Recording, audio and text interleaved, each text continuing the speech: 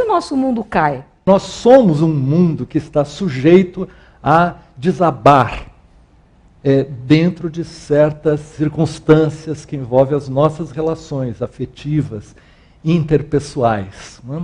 E podemos dizer que ninguém chega à nossa idade sem ter passado, de algum modo, por perdas que nos fazem, de certo modo, morrer e renascer desta, vamos dizer, exposição à dor e à fragilidade. Nós só nos reconhecemos graças a objetos, a seres amados a que estamos ligados, e a perda de um ser amado significa, portanto, um abalo de nós mesmos, um abalo profundo. Essas ilusões, que nós temos expectativas que se realizem e que elas acabam não acontecendo e elas desmoronam sobre nós. O que nós vamos fazer disso depois da perda de uma ilusão? Uma desilusão é ela mesma uma experiência da qual temos que nos recompor e nos reconstituir. Porque a morte, ela é a desilusão absoluta, quer dizer, é o fim das ilusões. Quer dizer, a morte não é o fim da vida. A morte é aquilo que desacredita inteiramente a vida. É como se tudo passasse a perder sentido, porque se a destinação última é a morte, isso não significa um sentido para a vida, mas é o que priva a vida de sentido. Então, para compensar afetivamente essa intolerabilidade de nós enfrentarmos o nada, o não sentido das coisas, então o homem inventa as religiões, que criam um além, criam uma outra vida para poder se compensar, não é, de uma ideia de um fim último das coisas. Isso é intolerável do ponto de vista afetivo. O medo da perda foi descrito por Freud como instinto de morte. Instinto de morte. Às vezes o nosso medo de perder a coisa querida, a coisa desejada, é tão grande que isto nos aproxima da nossa própria morte. Tá? Então, isso faz com que nós, os humanos, em todas as épocas, nós fiquemos extremamente abalados com a possibilidade da perda, e às vezes nós, no egoísmo sádico, nós até dizemos que preferimos que nós morrêssemos ao invés do nosso amado, do nosso filho, do nosso esposo, da nossa esposa, não é? Deixando para eles a dor. Já não se morre mais em casa.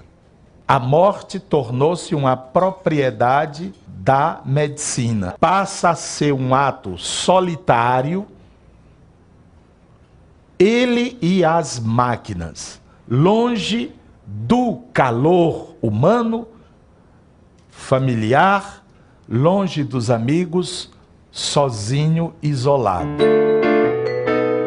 Na Idade Média, na sociedade ocidental de épocas passadas, ao contrário, a morte era um evento público. Morria-se em público, morria-se cercado por parentes, morria-se cercado por pessoas, ouviam-se as últimas palavras dos mortos, mas pouco a pouco a morte foi se tornando um evento privado, um evento secreto, um evento quase obsceno, que tem que ser escondido. Não vemos a morte foi invisibilizada.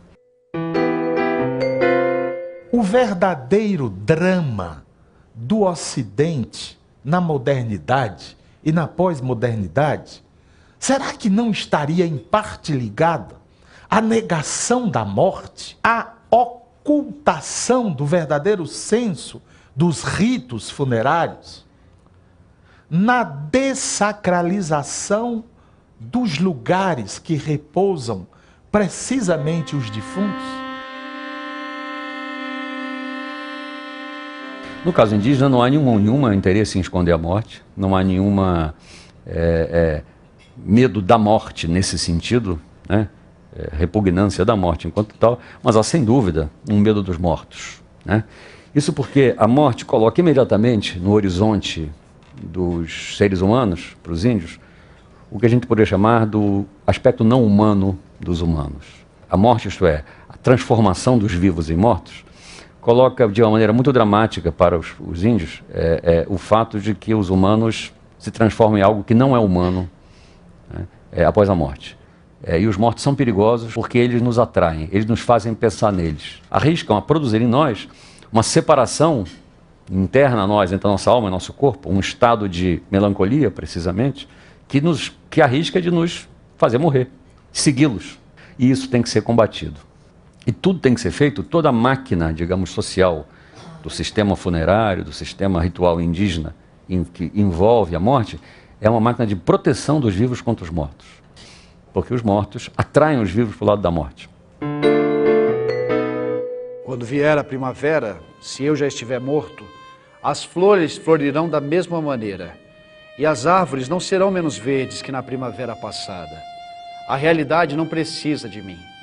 Sinto uma alegria enorme ao pensar que a minha morte não tem importância nenhuma.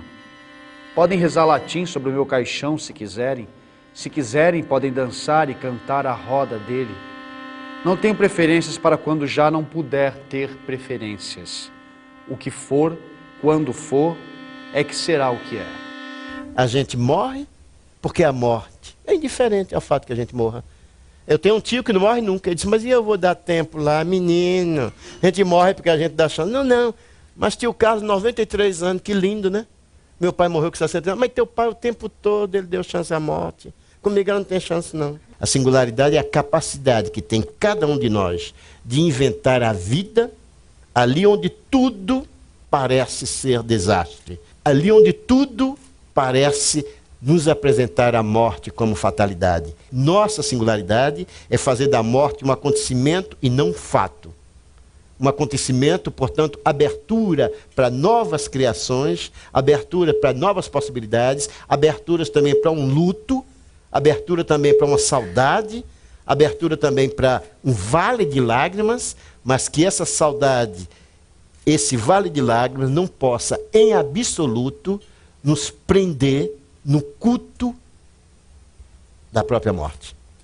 A lágrima tem que acontecer. O luto precisa acontecer. Mas a maior homenagem que eu posso prestar, que eu posso fazer a meu filho, a minha amante, a minha mãe, a meu pai, a meu melhor amigo, a maior homenagem, se homenagem precisam os mortos, mas vamos falar nós, do nosso lugar, seria realmente não cultuar a morte do outro como sendo a minha morte. A morte não tem absolutamente sentido em si. Sabe por que ela é cruel? Porque ela é cega. Ela é cega.